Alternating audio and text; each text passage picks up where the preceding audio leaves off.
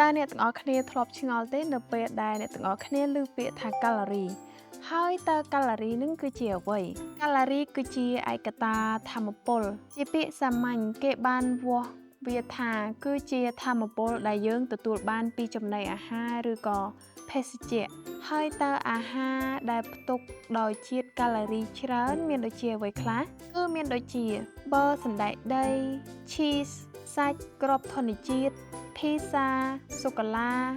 ដំឡូងបារាំងបំពងនិងភេសជ្ជៈដែលមានរសជាតិផ្អែមខ្លាំងអញ្ចឹងទាំងអស់នេះហើយគឺជាចំណីអាហារដែលសម្បូរទៅដោយកាឡូរីច្រើន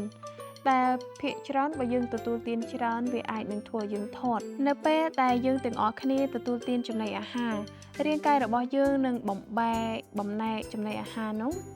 រំលាយទៅក្នុងរាងកាយរបស់យើងគឺដើម្បីនឹងបានថាមពលដើម្បីឲ្យយើងយកមកប្រើប្រាស់ជាប្រចាំថ្ងៃមនុស្សគ្រប់គ្នាគឺត្រូវការកាឡូរីដើម្បីរស់ជាប្រចាំថ្ងៃប៉ុន្តែតើអ្នកទាំងអស់គ្នាដឹងទេថាតើរាងកាយរបស់យើងត្រូវការកាឡូរីច្រើនឬក៏តិច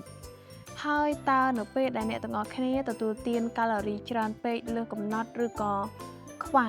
តើនឹងមានរឿងអ្វីកើតឡើងទៅកាន់រាងកាយរបស់យើងក៏ដូចជាសុខភាពរបស់យើងផងដែរកាឡូរីគឺមិនមែនជាអ្វីដែលអាក្រក់នោះទេសម្រាប់រាងកាយរបស់យើងលុះត្រាណាតែយើងទទួលទានវាខុសពីកម្រិតដែលវានឹងត្រូវទទួលទានពីព្រោះនៅក្នុងរាងកាយរបស់យើងម្នាក់គឺយើងមានតម្រូវការខុសៗគ្នាអ្នកខ្លះគឺគាត់អាចនឹងត្រូវការកាឡូរីច្រើនហើយអ្នកខ្លះទៀតគឺអាចនឹងត្រូវការតិចឥឡូវនេះយើងបានដឹងហើយថាកាឡូរីគឺជាអ្វីដែលយើងត្រូវការជាចាំបាច់ទី1គឺអតិរេកកាឡូរីដែលជាភាសាអង់គ្លេសគឺ calorie surplus នេះគឺមានន័យថាអ្នកកំពុងតែទទួលទានកាឡូរីច្រើនជាងអ្វីដែលរាងកាយរបស់អ្នកត្រូវទទួលទានសាកស្រមៃមើលថារាងកាយរបស់យើងត្រូវការដុត2000កាឡូរីនៅក្នុងរាងកាយនៅក្នុងមួយថ្ងៃប៉ុន្តែយើងទទួលទាន2500កាឡូរីក្នុងមួយថ្ងៃអ្វីដែលបន្ថែម500ទៀតនោះគឺវាមិនបានបាត់ទៅនោះទេគឺវានឹងផ្ទុកនៅក្នុងខ្លួនរបស់យើងដែលคล้ายទៅជាខ្លាញ់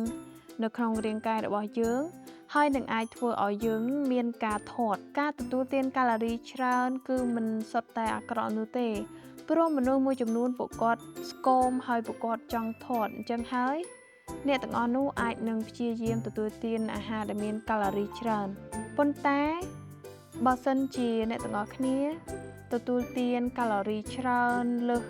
ចំនួនហើយអ្នកទាំងអស់គ្នាមិនបានធ្វើការហាត់ប្រាណគឺអាចនឹងមានបញ្ហាសុខភាពផ្សេងៗដូចជាលើសសម្ពាធឈាមជំងឺបេះដូងហើយនិងជំងឺទឹកនោមផ្អែមប្រភេទទី2ផងដែរមួយទៀតនោះគឺយើងហៅថាឱនភាពកាឡូរីដែលជាភាសាអង់គ្លេសគឺគេហៅថា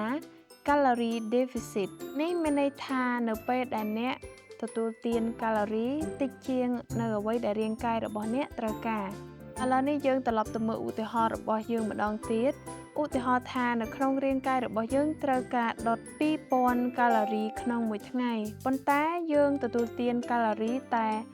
1500ប៉ុណ្ណោះអញ្ចឹងនៅក្នុងរាងកាយរបស់យើងគឺខ្វះកាឡូរី500ទៀតដើម្បីបង្កើតភាពខុសគ្នារាងកាយរបស់អ្នកត្រូវចូលទៅក្នុងថាមពលដែលភាគច្រើនគឺជាខ្លាញ់ដើម្បីរក្សាទុកអ្វីៗឲ្យដំណើរការហើយនេះហើយដែលជាអ្វីដែលធ្វើឲ្យរាងកាយរបស់យើងសម្រកទម្ងន់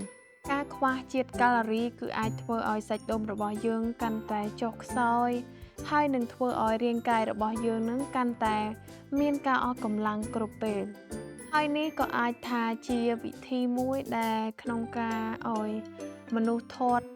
អាចចម្រោះរាងបានគឺដោយការកាត់បន្ថយកាឡូរី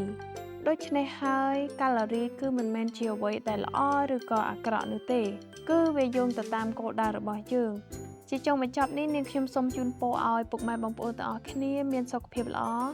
ហើយនឹងជ្រើសរើសម្ហូបចំណីអាហារឲ្យបានត្រឹមត្រូវក៏ដូចជាការយល់ដឹងអំពីកាឡូរីបើសិនជាពុកម៉ែបងប្អូនមានកាឡូរីលើសសូមកាត់បន្ថយហើយបើសិនជាខ្វះអាចនឹងទទួលទានដើម្បីឲ្យគ្រប់ចំនួននៅក្នុងរាងកាយរបស់យើងដែលវាត្រូវការនាងខ្ញុំសូមអរគុណសូមជម្រាបលា